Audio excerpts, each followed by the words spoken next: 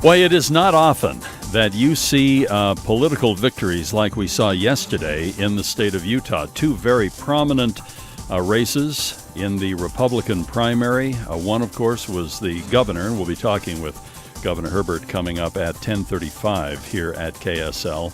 But, boy, I'll tell you, the biggest win yesterday, just numbers-wise, happened to be in the 3rd Congressional District where Jason Chaffetz, and we'll still wait for some absolute final numbers, but the last number that I saw was like 78 point whatever, almost 79% win in yesterday's primary election. And we have Congressman Chaffetz on the line with us. And first of all, Congressman, congratulations. That was quite the victory. Well, thanks. It obviously feels good, and it's a very humbling experience, and glad to be on the right side of that. As you look forward to the national election, November 8th, anything going to change? Anything on the horizon out there? Obviously not running against a fellow Republican, running against a Democrat. What's going to be the game plan? Look, we're just going to keep talking about the future. Ultimately, elections are about the future. I do have a record to run on. People can look back over the 8 years I've been serving, and I'm going to talk about the fight and the mess that we're taking to, the mess that is Washington, D.C., and the fight that we're going to take and continue to hold people accountable and fight for our military and fiscal discipline and limited government, those things that have got us to this place this far. Congressman, yesterday was, if we can move away from the election for a moment, yesterday was a big day in Washington with the Republican report coming out on Benghazi. Trey Gowdy delivered that. You have been here in studio with him. It seems, and as I was looking at the headlines this morning, it seems that the national press is pretty much honestly blowing it off. They're saying cleared of any wrongdoing. I'm seeing headlines all over the place. There were 8 different reports on this. Is this going to get any traction, in your opinion? I know how hard you've worked on it. I know how hard Trey Gowdy worked on it. Will it have any traction? Will it make any difference? Well, we as a country better learn from it because we had 4 Americans that died. And, as a nation, we're supposed to be self-critical and learn from it.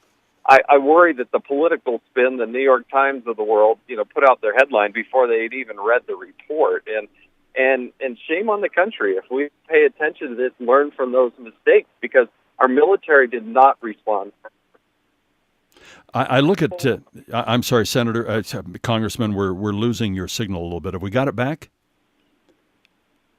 Congressman, are you there? Yes. Okay, there we go. You were just talking about the lessons to be learned and, the New York Times and so on. We got a little bit of that, but your final thought on that. Well, you there, Doug? Yeah, I'm here. We're having a little hard time with the phone line here, but yeah, just kind of I was asking about the traction on this and whether or not it will make a difference. I liked what you said. We better learn the lessons, but the question, I guess, is this going to have any influence at all on Hillary Clinton's campaign? Well, let's just learn from what she did and didn't do. First of all, she was the biggest advocate to get into Libya. There was no strategy to deal with once we were there.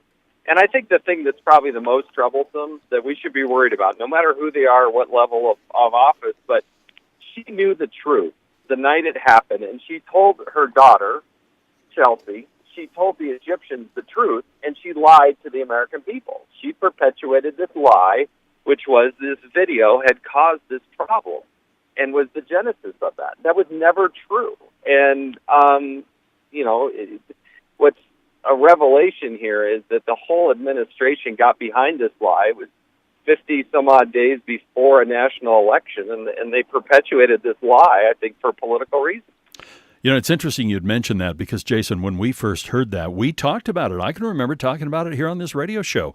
And the topic was, the issue of free speech and making videos and making statements versus what kind of reaction that can cause, kind of weighing consequences versus, artistic license and freedom of speech. And, the administration, the Secretary of State, others were so convincing on that I think most people went, wow, is this another case kind of like the Dutch cartoonist? And it wasn't wasn't like this had never happened before. So we're all kind of going, wow, okay. And we talked about it. Then all of a sudden we find out that was totally bogus.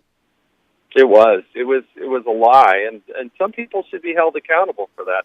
There's not a single person in the administration that was reprimanded, fired, or anything else. In fact, one of the ones that perpetuated it as much as anybody is a candidate for the presidency, and it's just mind-boggling to me that doesn't get more attention. And even the headline, quite frankly, I saw on KSL.com, I thought was very misleading. No smoking gun. The whole forest was on fire, for goodness sake.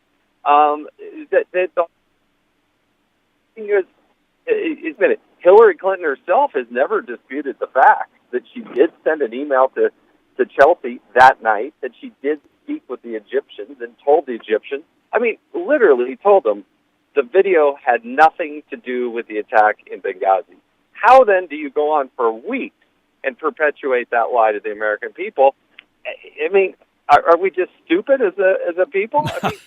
That's what she did. Yeah, well, the old adage. Nobody's disputing those facts. The old despicable adage that unfortunately came out from a good old the propaganda minister of the Third Reich himself, Joseph Goebbels, said, if you're going to tell a lie, make it big. People are more likely to believe a big lie than a small lie. And this was big. It troubles me. Jason, just in the moment that we have left, I've been asking some of my fellow Republicans to talk me off the ledge on Donald Trump.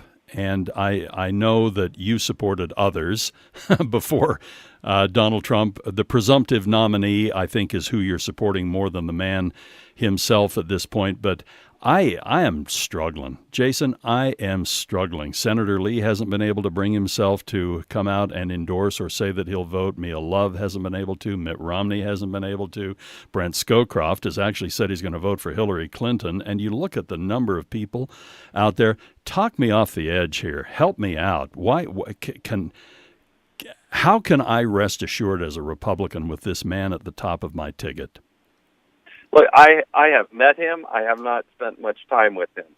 I am so opposed to Hillary Clinton as the presidency, what she would represent, the lies that she has built and relied on throughout her career, and who she would select at the Supreme Court, because by most estimations, there'll be 2 or 3 selections that the next president will get. And look, Donald Trump, I think, represents the resurgence of this idea that we should put America first. And I disagree with him on a host of issues, but I agree with him on a lot of them. And he has re-energized and brought millions of new people into the process. I happen to think that he would be in the contrast between Hillary Clinton and Donald Trump. I think it would be hands down much better to take the direction from Donald Trump. I do think he is a deal maker. I think he's somebody that actually would work with Congress. I think he's always in the deal making mode. Hillary Clinton, I just think, would do whatever the heck she wants and has no hesitation in lying to the American people. We saw it in Benghazi. We've seen it on a host of other things. So in that context, I think it's Donald Trump. Well, I'll tell you, we've known each other a long time, Jason. This is hell for me. The thought of actually voting for Donald Trump almost makes me feel slimy, to tell you the truth. But I have some of the same issues that you do with the Supreme Court, and I am certainly not a fan of Hillary Clinton, but wow. Hey, Jason, thank you so much for joining us. And again, the reason we called today was the election yesterday here in the state of Utah. Congratulations. I rarely see numbers like that. And congratulations on your win in the Republican primary. Thanks, Doug. Appreciate it. Thank you. Jason Chaffetz with us here at KSL News Radio. Now, coming up next, can you imagine a Republican platform? This has happened before, and it's a healthy one page, but can you imagine one page for a political platform? From Doug's analysis, we jump into Utah's new news, and then the all-new JMAC News Show at 12:30 on KSL News Radio.